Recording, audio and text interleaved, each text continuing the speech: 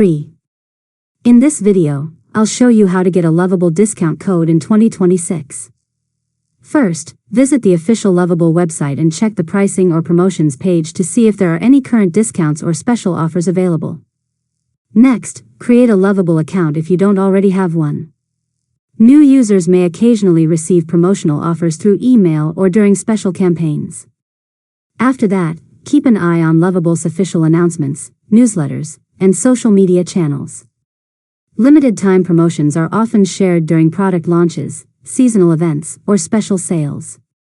Now, if you're a student, educator, startup founder, or part of an organization, check whether Lovable offers any eligibility-based discounts or partner programs.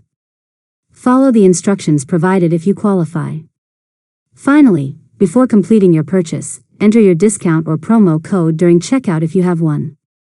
Review the updated price to confirm that the discount has been applied successfully before finishing your subscription. And that's it.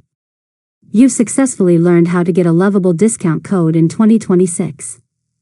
If you found this tutorial helpful, make sure to subscribe to Learn Mode Lab for more tutorials.